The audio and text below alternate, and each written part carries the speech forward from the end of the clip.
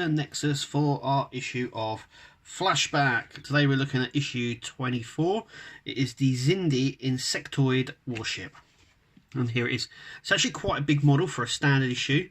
And I think it may be the biggest one in terms of look, length and everything else that we've had a standard model. Remember, there's been over 150 issues.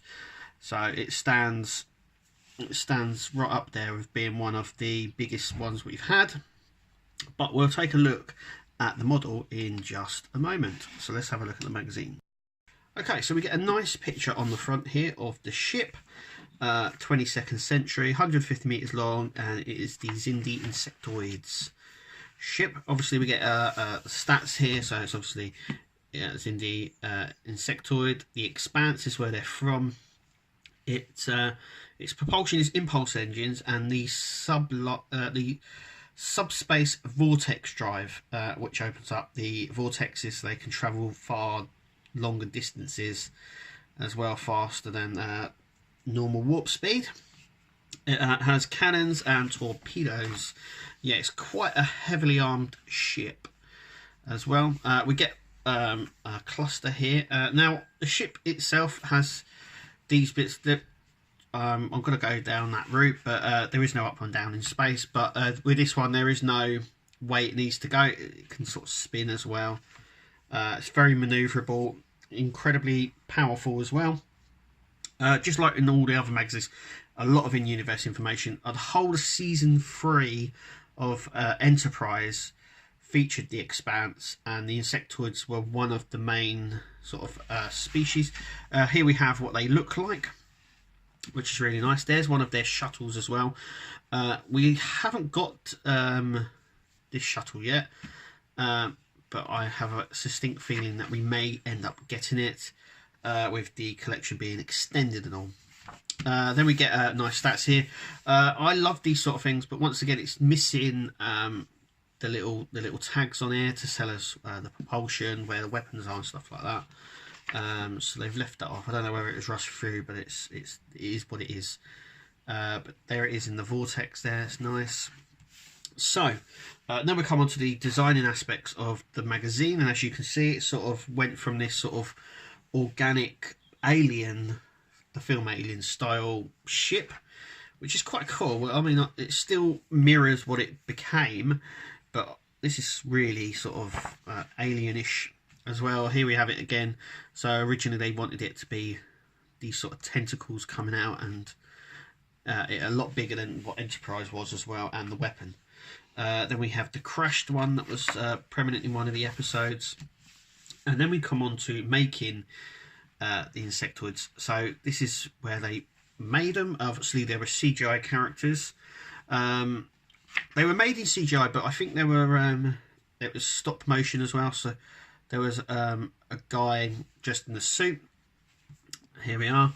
Then the wire network was put in, and then he was built around that. Which I don't believe they did with the other CGI character they had on the show, which was on Voyager, which was Species 8472. I don't believe they had a guy dressed up there. I believe they digitally inputted him in. Anyway, then we have that, and then we have obviously the babies, the one where Archer gets infected and then starts caring for the babies. So there was that episode as well.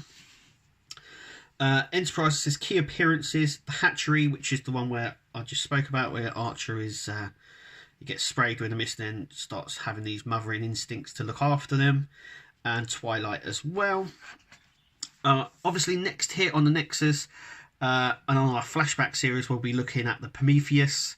That was originally issue 25, so we are going to take a look at that Federation ship in our next issue, our next video, so make sure you click to subscribe. So without further ado, let's take a look at the model. So here is the Insectoid ship, and we're having a lot closer look. I have it like, I don't really have it actually like that. I have it like this on the stand because of these bits. Now, like I said, it is a fairly big model, so I'm just going to show you the size of it. As you can see with my hand, it is a fair size.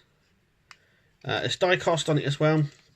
I think the centre the points here are die cast. Yeah, so there's a lot going on, so let's take a little closer look.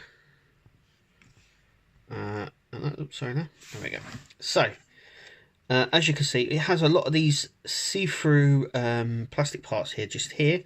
The light does come through and you can see it underneath more. But the light does come through, that's really nice. We also get windows as well here. We do have the misalignment, but it doesn't look like that. It looks like these are just, say, like rooms without lights on. So it doesn't really detach from that. Then we have this sort of really nice scratched paneling effect, which was on the model itself, and they've really detailed the scratch marks along here and the panels, those lines that obviously made up the ship. And they've really designed it really well to incorporate that. There's the back of the ship with the fins. It's a fairly plain design at the back. And obviously there's the front. Like I said, there is no right way that this should fly. It shouldn't fly like that or like that. It can fly any way it wants. There's no up or down. It's got all this scratch work all over it. It looks really nice. It's very well painted and it's just really well built. Got the 3 pincers there. I mean, it's just, you can really get some of these panel lines, especially on the pincers here, on these pylon things that come out. It looks really nice. I mean, it's a fair size as well, and I think for £10 it's a bargain. In terms of gettability, I know a lot of people criticised season 3 of Enterprise, but actually I think it was one of the best seasons that they had. I loved the Xindi arc as well. So yeah, I'm really glad that we got this as well. I know we're going to be getting the rest of the Xindi ships as well. We've obviously already got them, but during Flashback we're definitely going to be having a look at the Xindi ships that we have had. But this is really, really nice. It's a nice size for the price. It's definitely worth a pickup. Anyway, that's us here at the Nexus. Thank you for joining us for Flashback. Remember to give us a like and a subscribe. Remember to check out all our other social media as well, including Twitter and Instagram. And we'll see you at the next video.